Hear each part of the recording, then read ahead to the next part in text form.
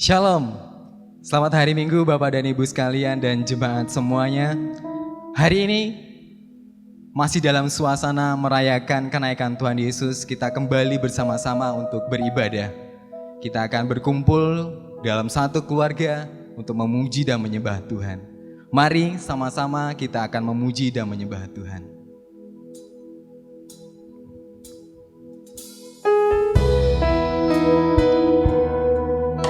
Amin Tuhan. Kami datang kepadamu Tuhan, bersama dengan anak-anak kami, bersama dengan keluarga kami Tuhan. Amin Tuhan.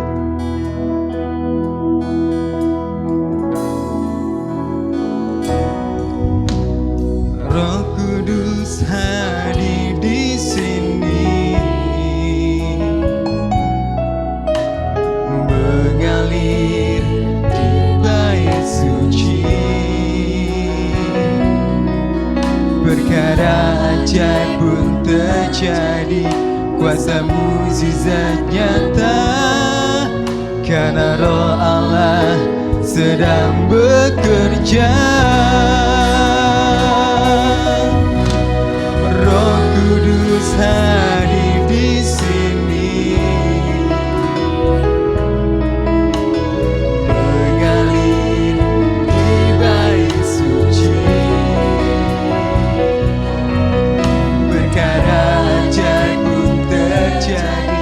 kuasa mukjizat nyata, karena Roh Allah sedang bekerja.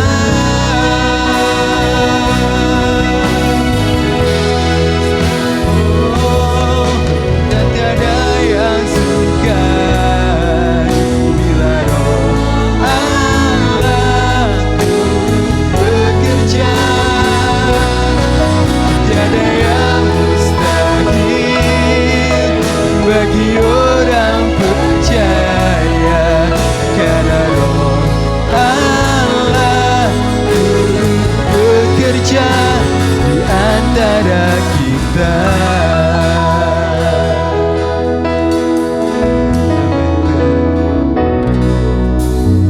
Roh Kudus hadir di sini,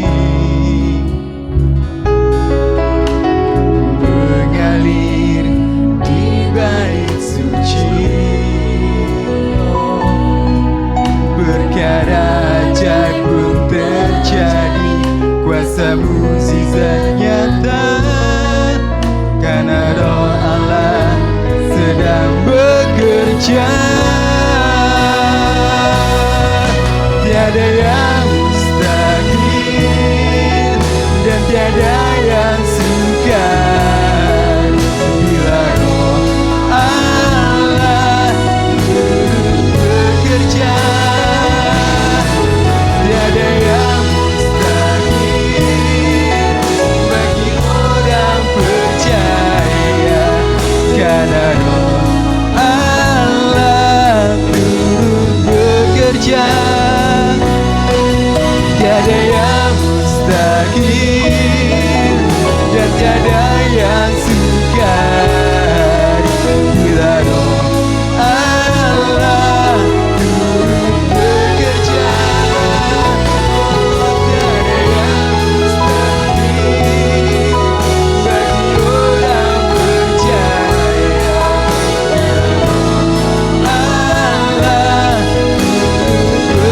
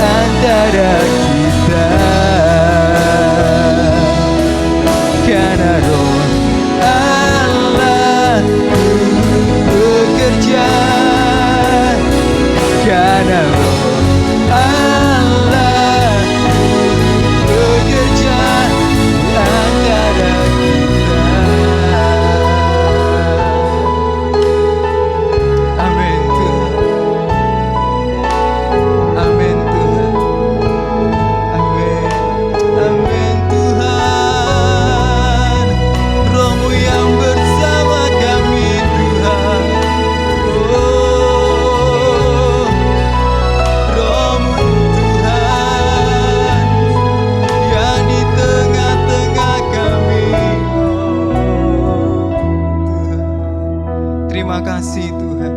Roh Kudus, Engkau ada di tengah-tengah setiap keluarga kami Tuhan. Engkau berhimpun bersama-sama dengan kami. Saat ini Tuhan, dengan sukacita Tuhan, kami mau angkat pujian dan penyembahan setiap kami Tuhan. Terima kasih Bapa, terima kasih Tuhan. Amin. Mari Bapak dan Ibu, semua jemaat yang ada, kita bangkit berdiri, kita mau bersorak-sorak lebih lagi untuk memuji nama Tuhan. Amin.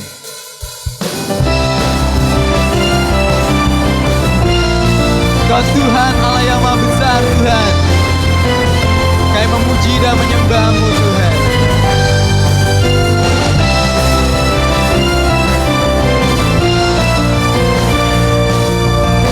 Amin Tuhan, amin Tuhan.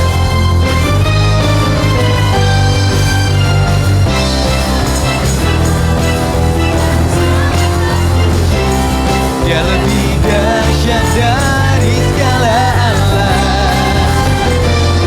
Sebab Tuhan Maha Besar dan sangat terpuji. Kuasanya dahsyat menghancurkan musuh. Mari ceritakan kemuliaan Tuhan, bahwa Dia Allah yang dahsyat di tengah-tengah kita. Ceritakanlah kemuliaan-Nya di antara segala bangsa, dan perbuatan-Nya yang sungguh ajaib di antara suku bangsa. Sebab Tuhan Maha Besar dan sangat terpuji. Dia lebih dahsyat dari segala Allah. Sebab Tuhan Maha Besar dan sangat terpuji. Dia lebih dahsyat menghancurkan musuh. Amin Tuhan, amin Tuhan. Terima kasih Tuhan. Ceritakanlah kemuliaan-Nya di antara segala bangsa, dan perbuatan-Nya yang sungguh ajaib di antara suku bangsa. Sebab Tuhan Maha Besar dan sangat terpuji. Dia lebih dahsyat dari segala Allah. Sebab Tuhan Maha Besar dan sangat terpuji. Kuasanya dahsyat menghancurkan musuh. Sebab Tuhan Maha Besar dan sangat terpuji. Dia lebih dahsyat dari segala Allah. Sebab Tuhan Maha Besar dan sangat terpuji. Kuasanya dahsyat menghancurkan musuh. Sebab Tuhan Maha Besar, sebab Tuhan Maha Besar dan sangat terpuji.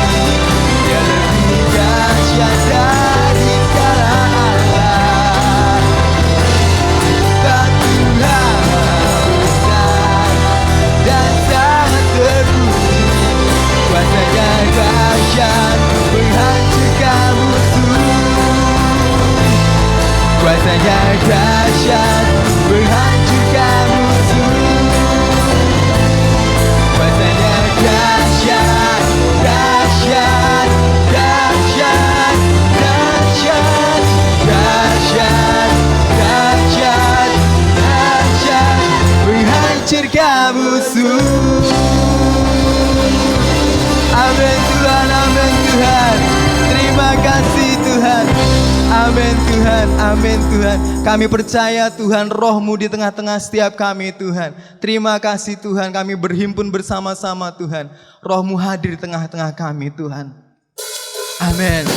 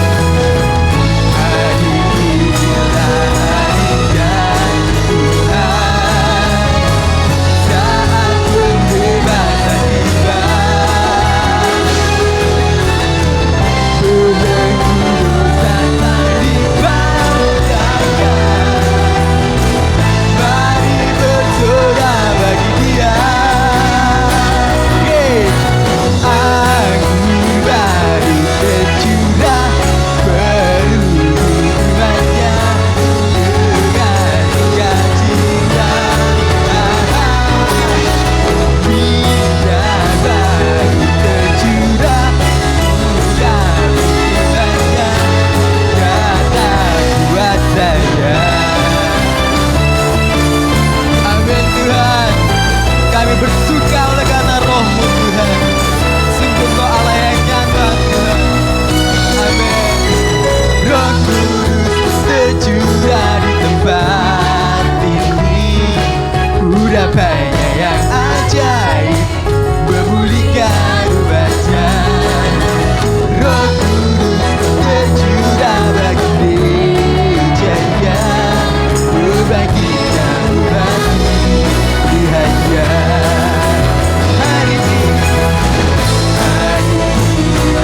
hari yang selamat, saat pembebasan tiba. Belenggu dosa tak dipatahkan, mari bersorak bagi Dia.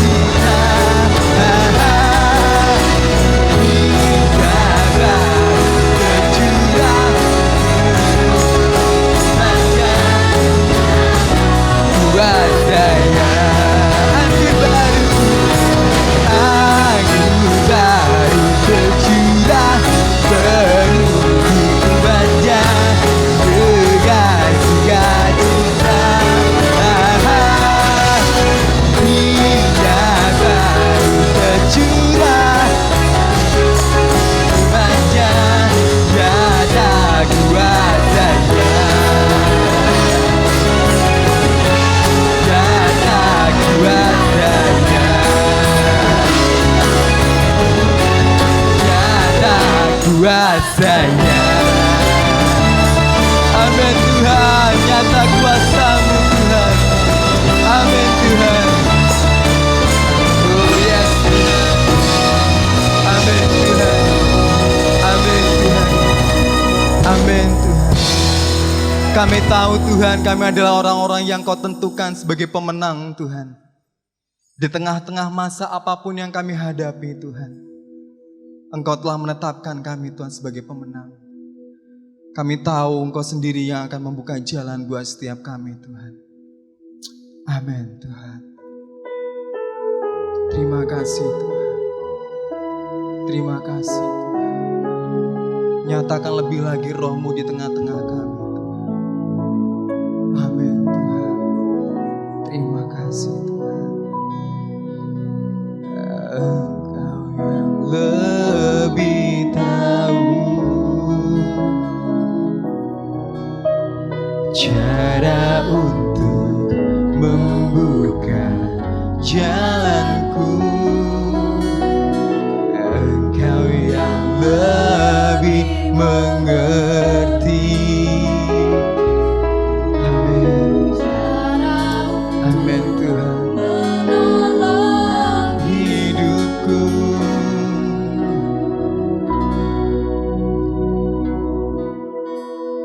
Engkau yang lebih tahu cara untuk membuka jalanku. Engkau yang lebih mengerti cara untuk menolong hidupku.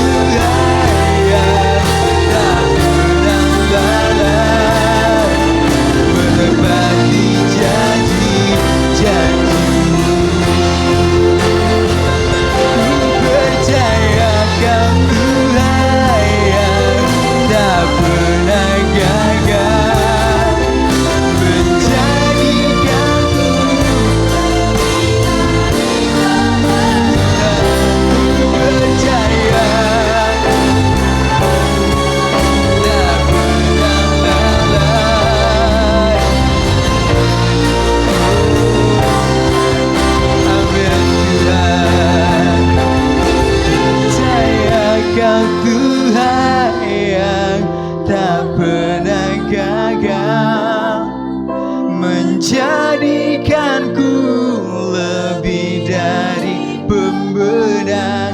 Ku percaya tak pernah lalai menepati janji-janji. Ku percaya Kau Tuhan tak pernah gagal menjadikanku dari pembenar. Ku percaya Kau Tuhan tak pernah lalai menepati janji-janji.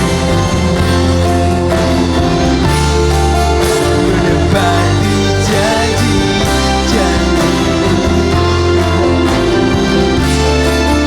Menepati janji-janji-Mu Tuhan. Terima kasih Tuhan. Kami ucap syukur buat anugerah iman yang Kau berikan buat setiap kami Tuhan. Terima kasih kami mampu melalui masa-masa ini Tuhan. Kami percaya Tuhan, Engkau sendiri yang akan bekerja di tengah-tengah kami. Terima kasih Bapa. Kami siap terima firman-Mu Tuhan. Berbicaralah lewat firman-Mu Tuhan. Urapi hamba-Mu yang akan menyampaikan firman-Mu Tuhan buat setiap kami Bapa. Terima kasih Bapa. Diberkati Tuhan hamba-Mu Tuhan. Di dalam nama Tuhan Yesus. Amin.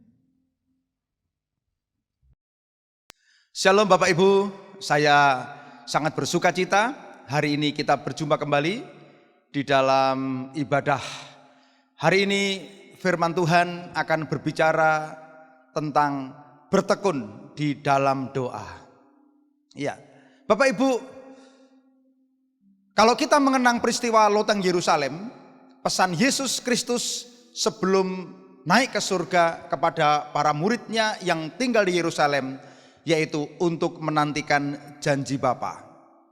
Bapa akan mencurahkan Roh Kudus-Nya dari tempat yang maha tinggi, agar murid-muridnya dapat menjalani misi amanat agung, memberitakan berita pengampunan dari Yerusalem sampai ke ujung bumi, memberitakan berita tentang keselamatan. Ya, Bapak Ibu yang dikasihi Tuhan, pesan Yesus sangat jelas di dalam Lukas pasal 24 ayat 47 sampai 49. Mari kita baca bersama-sama. Dan lagi dalam namanya berita tentang pertobatan dan pengampunan dosa harus disampaikan kepada segala bangsa mulai dari Yerusalem.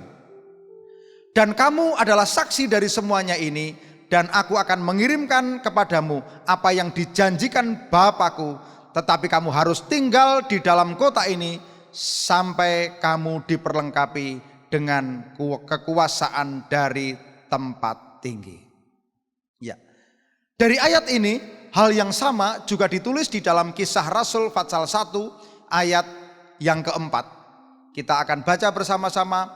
Pada suatu hari ketika ia makan bersama-sama dengan mereka, ia melarang mereka meninggalkan Yerusalem dan menyuruh mereka tinggal di situ menantikan janji Bapa.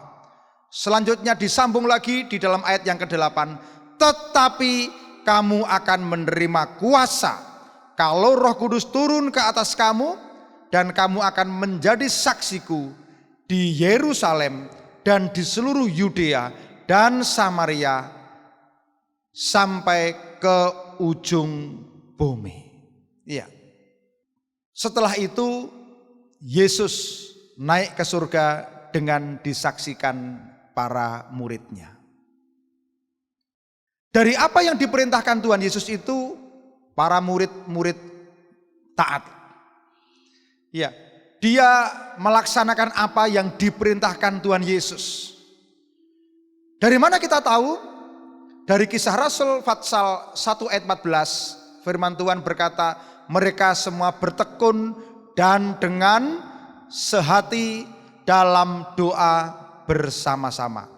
Saya ulangi, mereka semua bertekun dengan sehati dalam doa bersama-sama dengan beberapa perempuan serta Maria ibu Yesus dan dengan saudara-saudara Yesus. Bapak Ibu yang dikasihi Tuhan, Alkitab menyebutkan ada sekitar 120 orang percaya yang berkumpul menantikan janji Bapa. Itulah yang dilakukan oleh murid-murid Yesus dan orang percaya. Puji Tuhan, jemaat GPDI Fajar Pengharapan, kita semua juga telah menetapkan mulai tanggal 23 Mei kemarin sampai dengan hari Sabtu, tanggal 30 Mei yang akan datang, kita akan berdoa bersama-sama. Ya. Bukan saja untuk mengenang peristiwa itu sebagai tradisi gereja. Bukan masalah tradisinya. Namun momentum pemenuhan kuasa dari tempat tinggi pada setiap orang percaya harus terus-menerus dikobarkan. Ya. Lebih-lebih saat ini, dikala kita tidak tahu apa yang terjadi. Tidak ada seorang pun yang tahu ke depannya ini bagaimana keadaan dunia. Yang jelas akan ada banyak perubahan. Orang percaya walaupun dalam keadaan diam di rumah-rumah, tetapi tetap harus bergerak. Ini enggak mudah, saudara. Saudara pahami dulu. Orang percaya walaupun dalam keadaan diam di rumah-rumah ibadah, tetapi harus tetap bergerak dalam satu dimensi yang tidak kelihatan, yaitu dimensi rohani. Dimensi doa. Dimensi peperangan rohani di akhir zaman ini. Jangan terlena. Ya, jangan lengah. Dalam bahasa Jawanya jangan ngelaras-ngelaras. Dengan keadaan, dengan waktu bersantai. Ingat satu pesan Yesus. Yesus tidak hanya pergi ke surga untuk menyediakan tempat bagi kita. Tetapi Yesus berjanji akan datang kembali untuk menjemput kita. Amin, Bapak Ibu. Ya, Yesus tidak hanya berjanji untuk menyediakan tempat, tetapi juga akan datang kembali menjemput kita. Kapan itu Dia datang kembali? Tidak tahu. Tidak ada seorang pun yang tahu. Yang jelas anak-anak Tuhan harus dalam keadaan siap siaga untuk hidup di dalam pengurapan, hidup di dalam doa, hidup dalam keadaan yang berjaga-jaga. Kita tidak tahu kapan Tuhan datang, apalagi hari pengangkatan. Oleh karena itu selama kita ada di bumi ini, selama Tuhan memberikan kesempatan kepada kita hidup, kita harus memberi diri kepada Tuhan agar hidup kita senantiasa diurapi dengan kuasa dari tempat maha tinggi. Agar kita menjadi saksi dan kita memberitakan berita tentang pertobatan, berita tentang pengampunan dosa, berita tentang keselamatan. Puji Tuhan. Oleh karena itu, mari kita pergunakan waktu efektif yang kurang 1 minggu ini, sudah berjalan 3 hari. Ya, sejak hari Jumat kita sudah berdoa. Kita berdoa dengan tubuh Kristus di seluruh dunia. Semua orang berdoa. Di dalam keadaan krisis ini, apalagi dunia sekarang di dalam keadaan sakit. Dunia dalam keadaan menghadapi mara bahaya. Di mana-mana ada ancaman sakit penyakit. Saya percaya orang Kristen yang sejati akan hidup dalam doa senantiasa. Dengan kita berdoa bersama, kita juga dapat memanjatkan doa korporat, doa bersama. Baik untuk pemulihan dunia ini, untuk pemulihan bangsa ini. Walaupun kita berdoa dengan tubuh Kristus dari berbagai tempat yang berbeda. Kita rindu situasi yang sulit ini justru pengenalan akan Tuhan dicurahkan atas bangsa kita sehingga banyak yang diselamatkan. Bapak Ibu yang dikasihi Tuhan, saya ingin tegaskan sekali lagi bahwa Tuhan Yesus menjelang kenaikannya ke surga memberikan janji kepada murid-muridnya bahwa akan ada satu pribadi yang akan dicurahkan kepada mereka. Satu pribadi yang akan memampukan, memperlengkapi dan memberikan kuasa kepada setiap orang percaya untuk menjadi saksi Kristus. Dulu para murid berdoa di Yerusalem menantikan pencurahan Roh Kudus yang dijanjikan Bapa. Karena memang saat itu Roh Kudus belum tercurah. Namun sekarang ini Roh Kudus sudah Tuhan curahkan. Dan sampai saat ini Roh Kudus tetap bekerja di dalam hati dan kehidupan orang percaya yang mau menanggapi panggilan Tuhan. Setiap kita yang mau meresponi panggilan Tuhan, maka Roh Kudus akan menolong dan memberi kuasa kepada kita sehingga mampu menjadi saksinya. Pribadi yang Tuhan janjikan itu ialah Roh Kudus. Roh Kudus akan terus-menerus tercurah, berdiam diri kepada orang percaya. Orang percaya akan memiliki kuasa, kuasa supranatural, kuasa ilahi ketika hidupnya dipimpin Roh Kudus. Jangan lupa, orang percaya dipanggil untuk menjadi saksi dan menceritakan kebaikan Kristus yang telah dialaminya. Memberikan kesaksian bahwa di dalam Kristus ada keselamatan, di dalam Kristus ada pengharapan, di dalam Kristus ada pengampunan dosa, di dalam Kristus ada kehidupan yang diperbarui, kemenangan, janji-janji Tuhan, supaya orang lain juga mengalami. Saya sendiri ketika di dalam keadaan berdiam diri di rumah, banyak berdoa, dan akhirnya Tuhan berikan terobosan. Setiap pagi saya bersyukur karena kehidupan saya dipakai Tuhan sehingga lebih daripada 1.000 orang yang setiap hari mendengarkan berita tentang pertobatan, kekuatan firman lewat renungan yang Tuhan izinkan saya buat. Dan saya tidak menyangka bahwa renungan pagi yang kala itu hanya untuk jemaat, lalu meningkat untuk orang tua PPA, meningkat lagi kepada banyak sahabat-sahabat, ratusan orang. Dan dari ratusan orang ini di-broadcast lagi. Ya.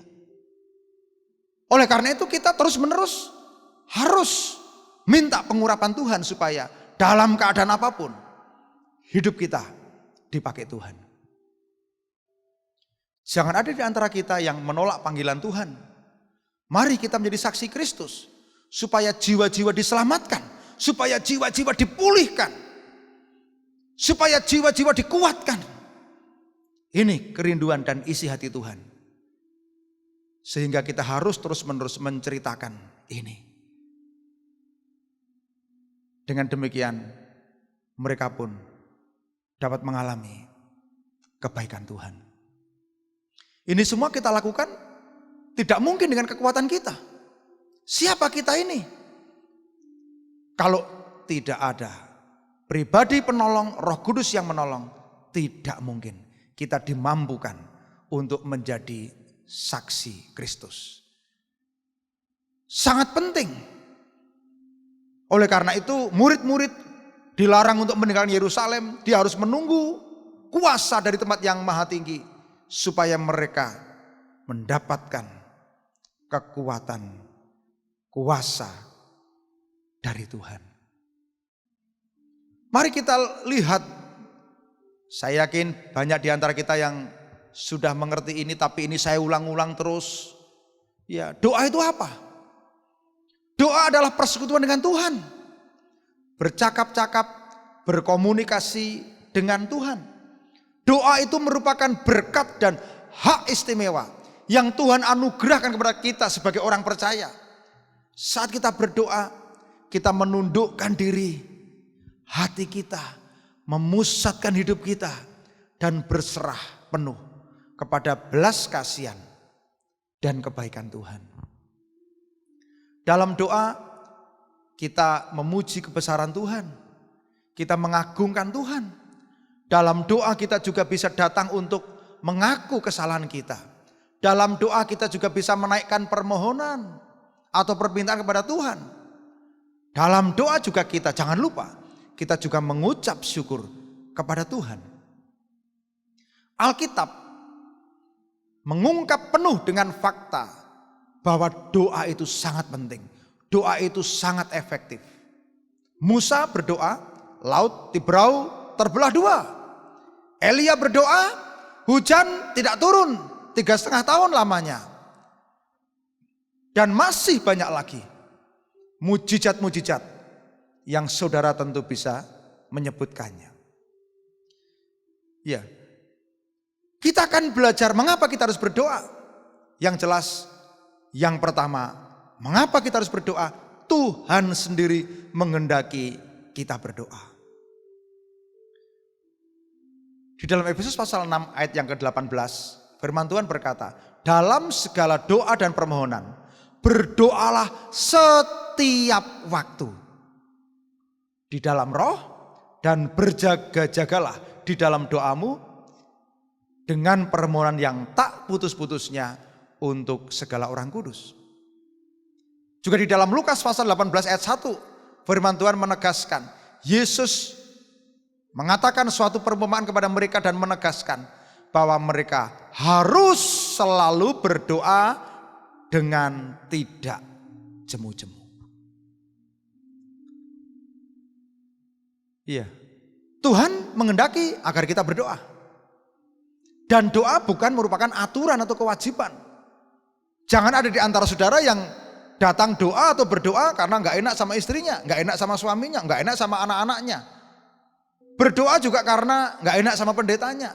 Berdoa itu bukan aturan, bukan kewajiban yang dibebankan oleh Tuhan kepada orang percaya. Melainkan doa itu kehendak dan keinginan Tuhan sendiri agar setiap orang percaya berdoa. Dan doa kalau jadi aturan, wah, maka kalau tidak berdoa nanti kita bersalah, keliru. Sebenarnya mengabaikan doa adalah kebodohan besar yang biasa dilakukan oleh orang Kristen. Kenapa saya katakan kebodohan besar? Doa ini bukan masalah dosa atau bukan.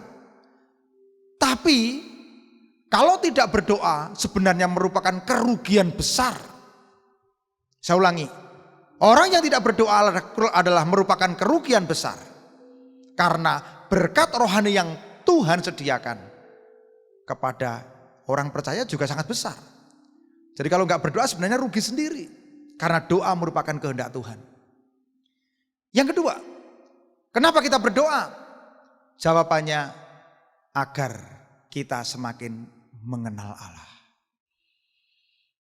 Bayangkan kalau ada orang yang percaya kepada Tuhan tapi tidak mengenal Tuhan.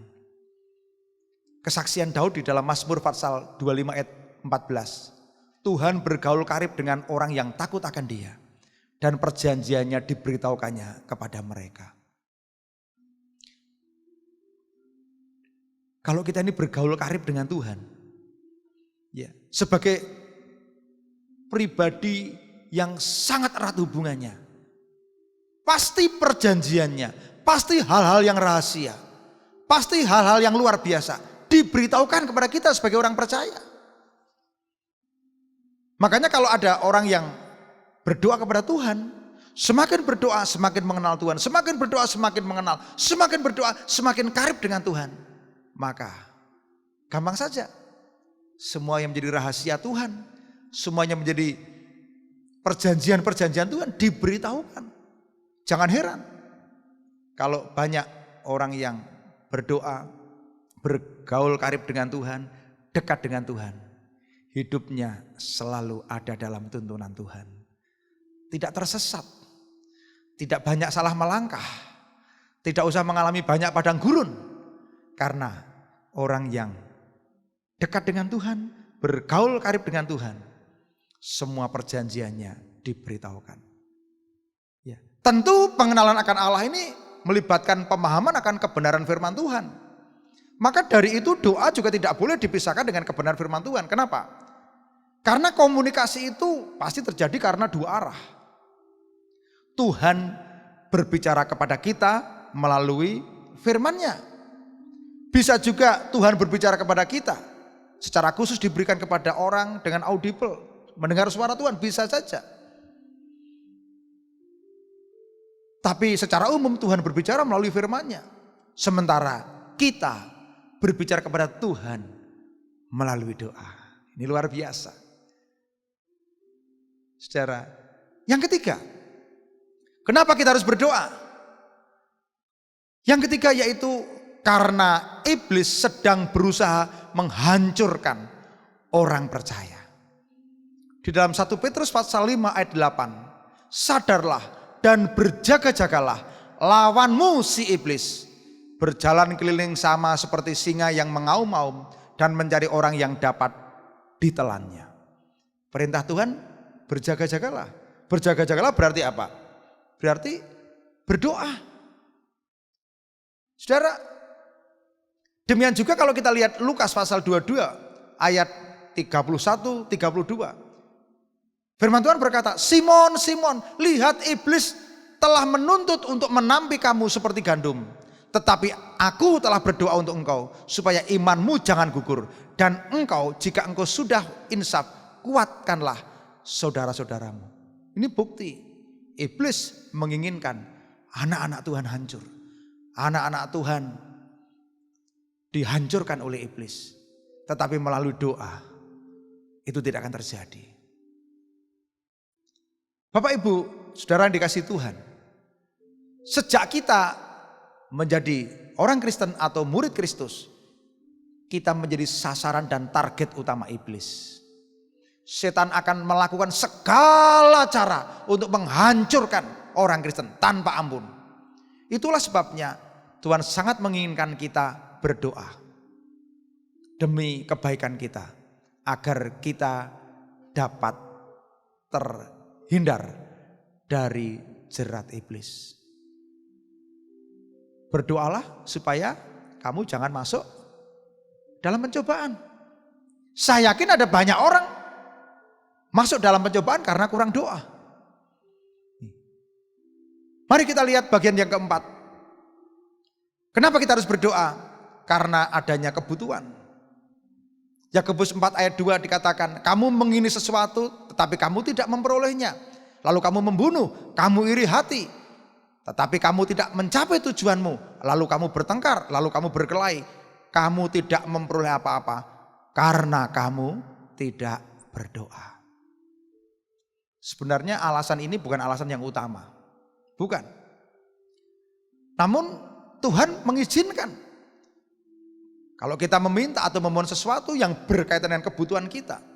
Firman Tuhan bahkan berkata, ketoklah maka pintu akan dibuka, mintalah akan diberi. Ya, kita harus tidak malu untuk meminta sesuatu kepada Tuhan melalui doa. Asalkan permintaan kita ini adalah permintaan yang sesuai dengan kehendak Tuhan. Pada kesempatan lain saya akan berkhotbah tentang berdoa di bawah pimpinan Roh Kudus. Bagaimana supaya yang menjadi semua doa kita adalah bagian dari apa yang diberitahukan Roh Kudus kepada kita. Kenapa? Karena Roh Kudus yang mengerti kehendak Bapa.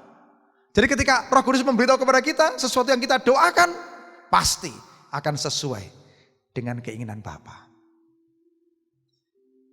Yang terakhir, berdoa itu menunjukkan ketidakberdayaan kita dan kebergantungan kita pada kuasa Tuhan. Kalau kita masih mengakui bahwa kita tidak sanggup, kita harus berdoa. Banyak orang yang tidak pernah berdoa karena merasa diri sendiri bisa. Merasa mengenalkan diri sendiri, enggak perlu berdoa. Berdoa itu sebenarnya menunjukkan ketidakberdayaan kita, ketidakmampuan kita, kebergantungan kita kepada kuasa Tuhan. Ya. Ketika kita berdoa dengan sungguh-sungguh, hati kita sedang mengharapkan belas kasihan dari Tuhan. Doa yang sejati hanya mungkin dipanjatkan oleh setiap orang yang mengakui ketidakmampuan dirinya dan mengakui kesanggupan Allah untuk memberkati. Amin, saudara. Ini. Makanya ada pertanyaan. Lalu kalau begitu, doa siapa yang didengar oleh Tuhan? Yakobus 5 ayat 16. Doa orang benar bila dengan yakin didoakan sangat besar kuasanya. Doa siapa? Doa orang benar. Banyak orang yang salah mengerti ayat ini. Ayat ini tidak mengatakan kita harus menjadi orang benar dulu dalam perbuatan kelakuan. Baru Tuhan mendengar doa kita. Sebenarnya kita tidak akan mungkin jadi orang sempurna. Kita bisa saja menjadi orang yang masih salah. Tapi yang jelas, ketika kita salah kita mohon ampun. Ketika kita mohon ampun kita dibenarkan. Dan orang benar dalam ayat ini menunjuk kepada apa? Identitas orang di dalam Kristus. Ketika orang berdoa menerima Yesus sebagai Tuhan dan Juru Selamat, maka otomatis orang akan membenarkan orang itu. Ketika kita bersalah dan kita mengakui dosa, maka kita juga menjadi orang benar. Terhitung sebagai orang benar di dalam iman Yesus Kristus. Jadi secara posisi atau kedudukan, orang yang berdosa dan bertobat adalah orang-orang yang sudah dibenarkan, sudah dikuduskan. Amin. Lalu yang kedua, doa siapa yang didengar oleh Tuhan? Tuhan mendengar orang yang taat kepada firman Allah. Di dalam Yohanes pasal 15 ayat yang ke-7. Jikalau kamu tinggal di dalam aku dan firmanku tinggal di dalam kamu, mintalah apa saja yang kamu kehendaki, kamu akan menerimanya.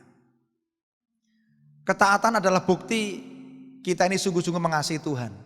Ketidaktaatan adalah sikap pemberontakan yang dibenci Tuhan. Tuhan mendengar doa orang-orang yang bersedia taat pada kebenaran. Dengan kata lain, ketidaktaatan adalah penghalang doa yang dijawab Tuhan. Tidak ada gunanya kita memanjatkan doa apabila kita tidak patuh pada firman-Nya. Seorang teolog berkata, bagi Tuhan satu ketaatan lebih penting, lebih berharga dibandingkan dengan 1 ton doa. Kedengarannya berlebihan, tetapi ada benarnya. Mungkin pula berarti ketika kita gagal mentaati firman Tuhan, tidak ada gunanya. Orang banyak berdoa tetapi tidak pernah mentaati. Tetapi kita harus terus-menerus berdoa sambil belajar taat kepada firman-Nya. Mari kita lihat bagian yang terakhir. Kita harus terus-menerus bertekun di dalam doa. Bagian dari firman Tuhan Kisah Rasul 1 ayat 14 tadi. Semua bertekun dengan sehati dalam doa bersama-sama. Dengan beberapa perempuan serta Maria, ibu Yesus, dan dengan saudara-saudara Yesus. Kata bertekun dalam kamus bahasa Indonesia adalah berkeras hati dan sungguh-sungguh. Jadi jika kita bertekun artinya kita sungguh-sungguh berdoa, berpuasa, mencari wajah Tuhan, merendahkan diri dan merindukan zaman Tuhan. Bertekun berarti terus menerus. Yuk Bapak Ibu, selama 10 hari jangan ada lowong. Yang dekat dengan gereja, kita tetap berdoa di gereja dengan Bapak Gembala. Terus menerus bertekun, terus menerus berdoa. Kita bukan hanya akan mengalami pencurahan Roh Kudus pada hari Pentakosta, namun kita juga akan mengalami hal yang baru. Roh Kudus sudah dicurahkan. Kita sambil mengenang kembali peristiwa murid-murid Tuhan Yesus, saya yakin kita akan mengalami pengalaman-pengalaman yang baru yang belum pernah kita alami sebelumnya. Doa kita akan dijawab Tuhan. Dan kita akan terus-menerus hidup di dalam pengurapan. Saya yakin dan percaya dengan firman Tuhan ini kita akan dibangun oleh firman Tuhan. Terus-menerus bertekun di dalam doa. Karena di dalam doa Tuhan akan mengurapi kita. Mari kita akan berdoa bersama-sama. Bapa, kami bersyukur untuk firman-Mu hari ini. Terima kasih karena firman-Mu mengingatkan kepada kami untuk kami senantiasa terus-menerus, tidak jemu-jemu, tidak berkeputusan. Kami berdoa. Kami rindu selama 10 hari ini, kami terus-menerus berdoa. Bukan sebagai tradisi, tetapi doa kami menjadi bagian daripada kehendak-Mu. Tuhan berikan kekuatan kepada semua jemaat-Mu, juga kepada semua tubuh Kristus yang ikut di dalam ibadah melalui video ini. Kiranya setiap orang akan Engkau pakai menjadi alat-Mu untuk berdoa, memberkati bangsa ini, supaya bangsa ini disembuhkan Tuhan, supaya setiap orang percaya boleh menjadi saksi Kristus, memberitakan berita pertobatan, berita pengampunan dan berita keselamatan dari Tuhan Yesus. Terima kasih Bapak. Mari jemaat-jemaat yang beribadah, saya undang untuk bangkit berdiri, tengadahkan tanganmu, kita akan menerima doa berkat. Bapa di surga, Engkau melihat setiap umat Tuhan yang mengangkat tangannya sebagai tanda kami menyerah. Kami berserah kepada Tuhan. Dan sekarang hamba berdoa di dalam nama Tuhan Yesus. Engkau adalah gembala yang agung, gembala yang lebih mengerti setiap keadaan anak-anak-Mu, kebutuhan anak-anak-Mu. Kiranya Tuhan membangkitkan mereka semua untuk menjadi pendoa-pendoa akhir zaman. Di dalam nama Yesus Kristus, kiranya segala berkat yang terbaik, berkat rohani, berkat jasmani, berkat roh yang takut akan Tuhan, berkat pengenalan akan Tuhan, memenuhi hidupmu mulai sekarang sampai selama-lamanya. Di dalam nama Tuhan Yesus, turunlah semua anugerah dan rahmat, kasih sayang dari Allah Bapa, Anak dan Roh Kudus, yaitu dalam nama Tuhan Yesus Kristus. Haleluya. Amin.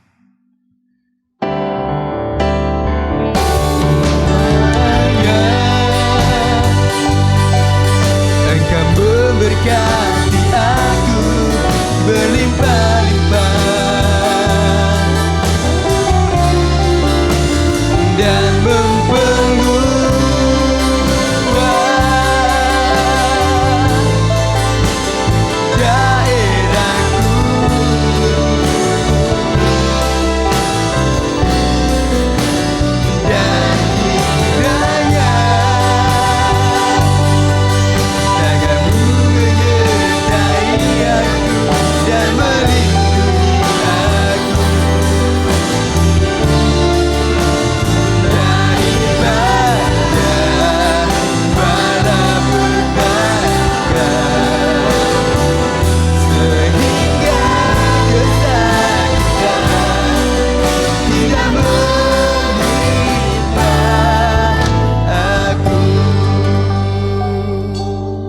Amin. Selamat hari Minggu, Tuhan Yesus memberkati. Amin. Tegakkan kebenaran firman Tuhan dalam jemaat Fajar